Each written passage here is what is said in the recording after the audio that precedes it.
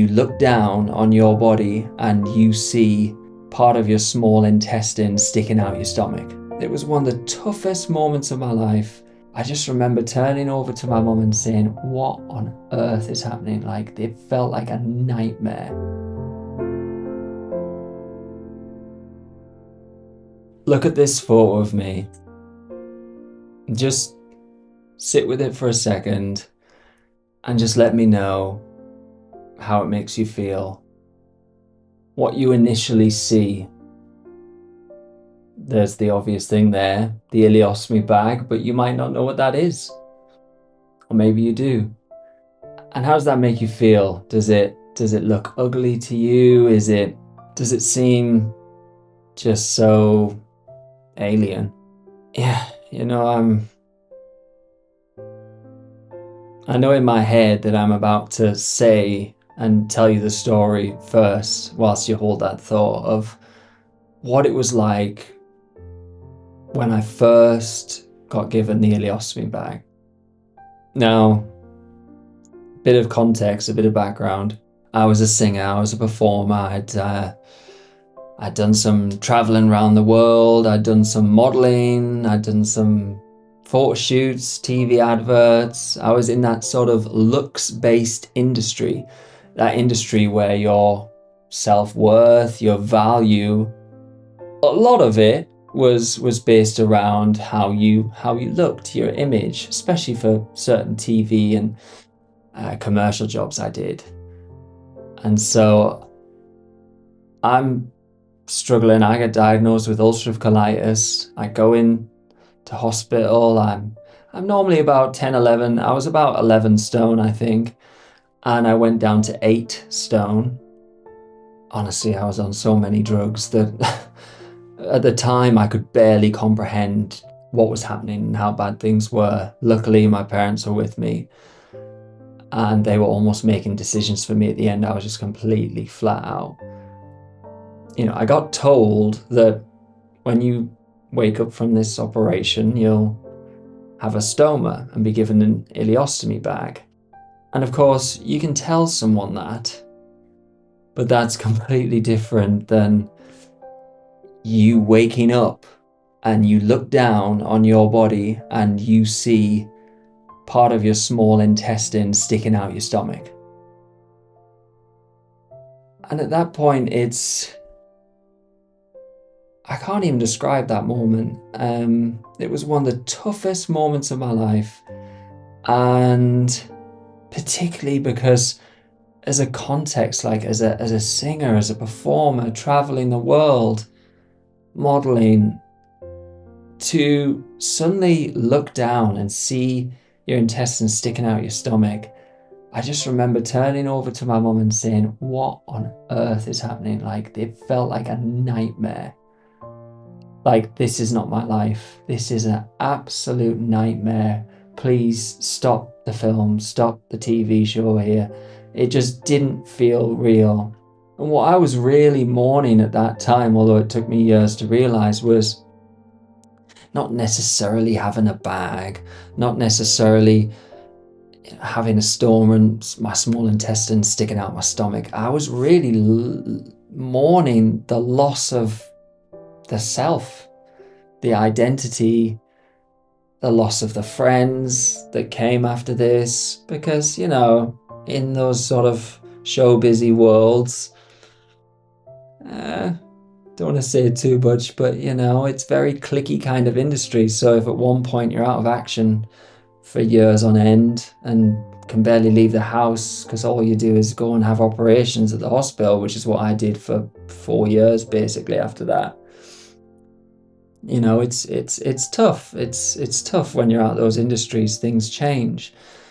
But it wasn't just the bag that was the issue. It was the deep down I knew that how can I go on with my life?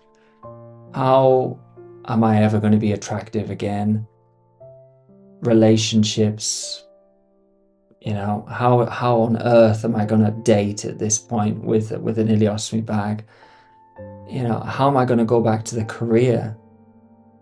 And then came the moment of mourning the career, mourning and sort of the grief of just like the loss of the old self. And I was someone who was singing since they were like 11. I went to drama school, did musical theatre there, and um, it was my dream at the time. And this was happening at 27 years old.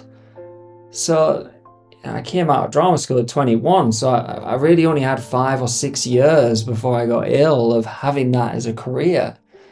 And that was tough. It's tough when you've got like a lifelong dream that you've been working towards and your entire life is around that, whether it be friends and relationships and everything, and your whole identity and self-worth is just smashed down to the ground because you look down and you see this bag and you see this stoma. I just can't tell you how tough that was at the time. So hold on to that thought as well. Remember, of what do you see when you look at the photo of me with that bag? So how did I sort of cope with this in a sense? How did I sort of start to gain some self-acceptance again, some self-worth? Well, the first process was that there wasn't any of that at first. I mean, it was complete shame around my body. I remember the first time looking into a mirror and I was just like staring at myself in the mirror, and I was just like, I'm pretty sure I just broke down crying, just staring at myself in the mirror, just looking at this bag on my stomach, thinking, this is ugly. Like, I remember saying to my mum, I would do anything to get rid of this thing, because it wasn't about the bag. It represented that if I kept it, I thought I'd never be in a relationship again. I thought I'd struggle to have sexual partners again. I thought I'd never be able to travel again. I'd lose my friends. And some of all that did happen. But how I sort of came to the form of acceptance, really one of the saviors for me was personal development. And so when you go through a traumatic time, it's worthwhile thinking about all the things that it took from you, that you lost in the process of going through some traumatic time. But it's also really worth looking at all the things that you gained, all the things that it gave you. And for me, I'd never read a personal development book in my life, but I started to because I was struggling so much with my self-worth, a complete, ego was crushed. Identity was crushed in complete darkness, dark night of the soul, whatever you want to call it in spiritual terms. And I was just absolutely crushed. And the good thing is, though, that I did turn to personal development because I needed something like that. I needed some tools to get me through that tough time.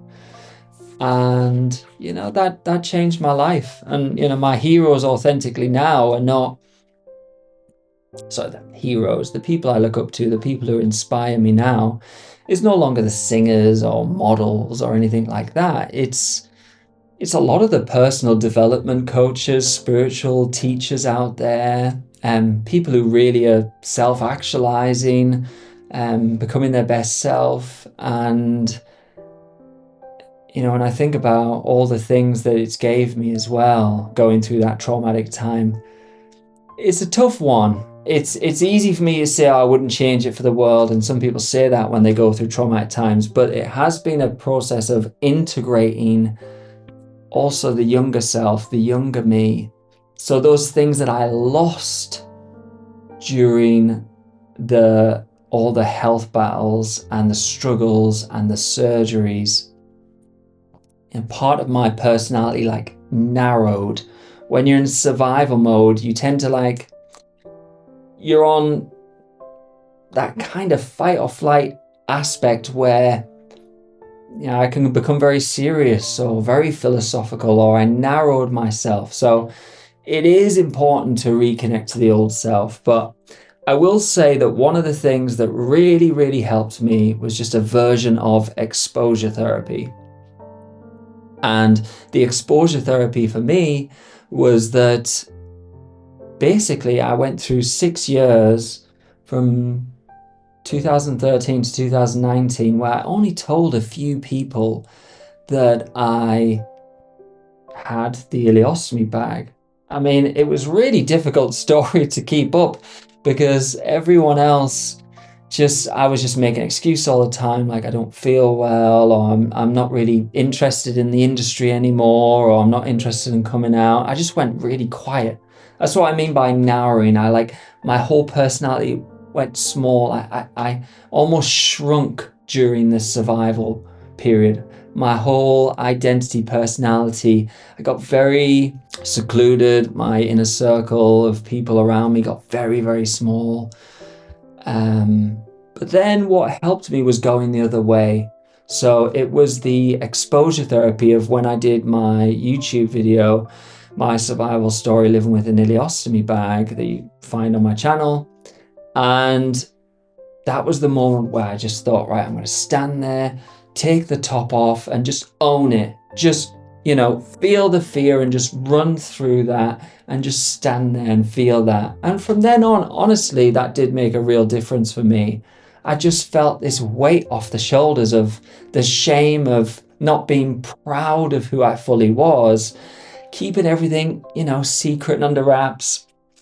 And by the way, I'm not saying that if you've got some traumatic circumstance in your life that you should go shout it from the rooftops on YouTube.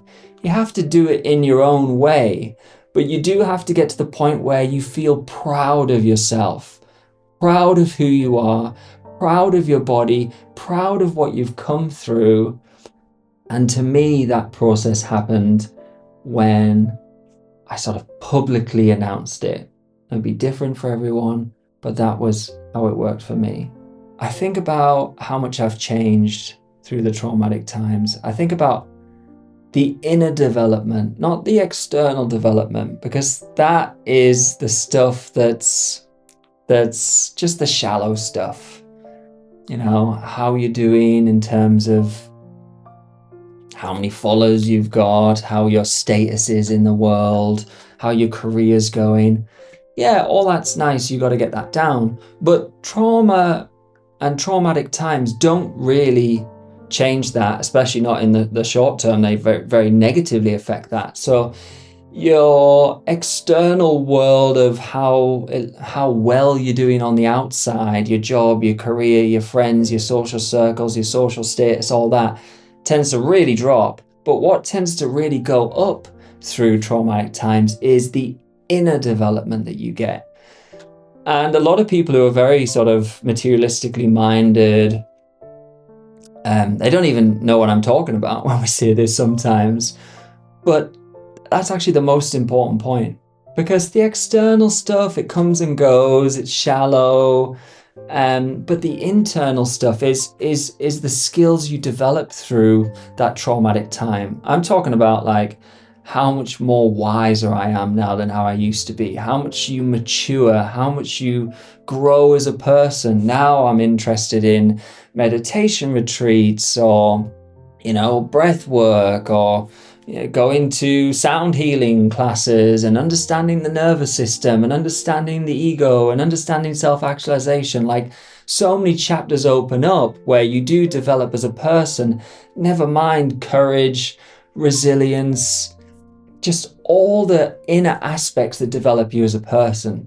Just like going to the gym and, training that muscle, you train your inner psychology is forced to grow when you get through those traumatic times. There's just no other way. You can't stay at like the level you were. You have to almost become a more stronger person. And I don't mean strong in terms of muscles externally. I mean inner strength, just pure inner strength and knowing yourself and self-awareness. And there's just so many on the list, but those skills have to come because your body's wired for survival, and those skills, that come through that traumatic time are developed to get you through that time, to get you through that time of survival. The body literally, and the whole inner psyche, it literally upgrades itself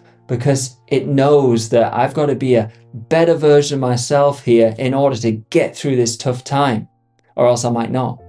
Looking back at all that, I do have to be thankful and grateful for a lot of the things. And hey, I mean, I never necessarily asked to be this guy who's on YouTube and talking about their experiences of overcoming life-saving surgeries and showing my process. I was wanting to just be singing in the West End. But it's like, but okay, I'll take it. You know, if this was how it was meant to be, I'll take that. So hopefully you see that photo now and you see it in a different light.